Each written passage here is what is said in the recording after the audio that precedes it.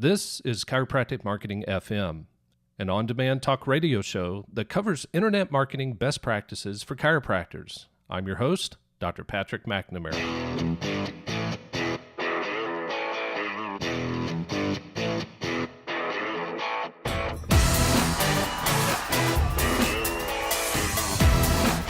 Welcome everyone to episode number 6 of the Chiropractic Marketing Podcast.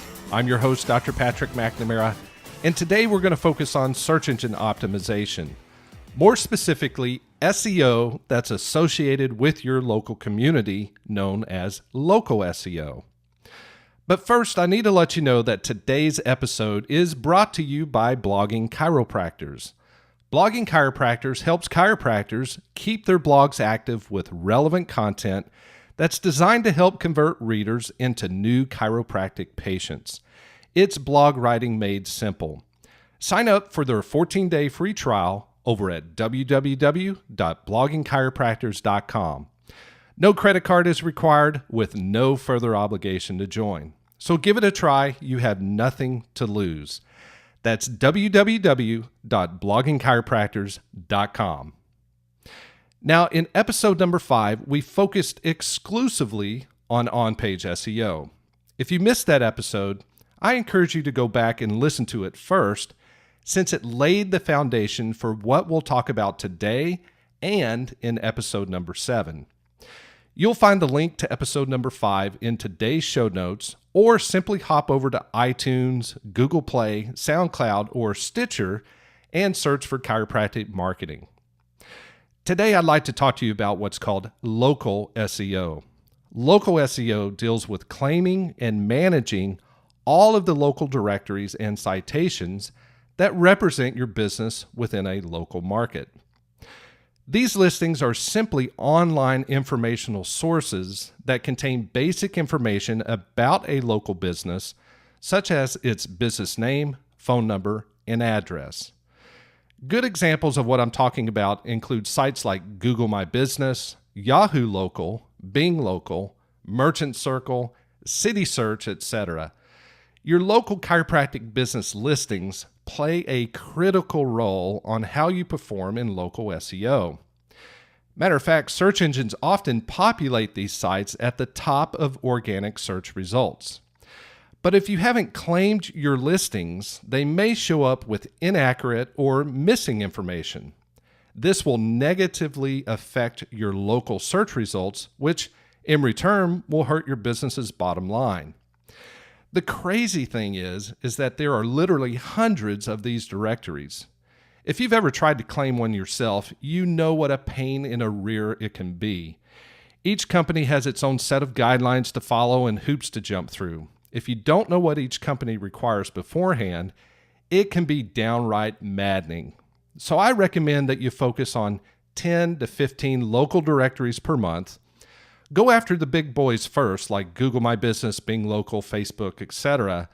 Then start focusing on the smaller ones. This strategy will make things much more manageable, help you maintain your sanity, and look more natural and organic to Google. Now, you can either create a simple spreadsheet for the task or hire a professional to manage things for you. If you don't know who to turn to, just shoot me an email. I've been helping chiropractors manage their local listings for years, and am more than happy to help you.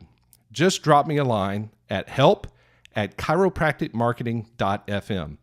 That's HELP@chiropracticmarketing.fm. All right, let's move forward with today's Q&A. Today's question comes from Dr. Deborah. She asked, how can I write successful blogs? Well, first of all, I'm assuming her definition of a successful blog is one that helps convert website visitors into new patients. Obviously, there are different ways to measure the success of a blog based off of its initial purpose, but from a chiropractor standpoint, how many new patients a blog generates is a good place to start. So here are a couple of tips to help get you moving in the right direction. Number 1, remove your doctor hat and think like a prospect. Write content around conditions or symptoms that people are actually searching for instead of around your technique or philosophy. Trust me, if someone in your community is suffering from severe headaches, they're not sitting behind their computer or smartphone searching for terms like orthospinology, upper cervical chiropractic, or even vertebral subluxation. They're searching for simple terms like headache relief or how to relieve severe headache pain. So make sure your content is laser focused around the wants, needs, and desires of your most sought after prospect. Number 2, spend time writing a quality headline with a hook. I can't stress how important this is. If your headline sucks, people aren't going to read the rest of your article. For example, which of the following 2 links would you click on? The first one that reads, "Chiropractic care is natural and safe," or 5 reasons why you should avoid the flu shot. I guarantee you the second headline would outperform the first. Why? Because the first one is boring and the second one makes people curious. This is critical. If you can't get people to click on your links, then there's no point in writing the content that's associated with them.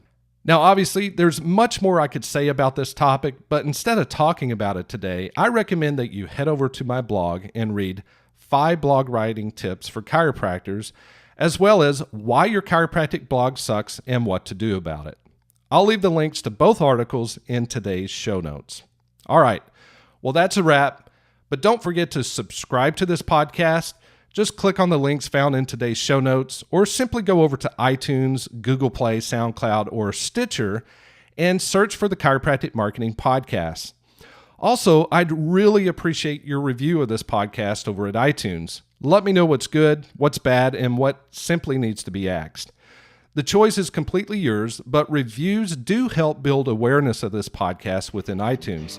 So I'd greatly appreciate your review and any input you can leave. Thanks again, and I'll catch you next time.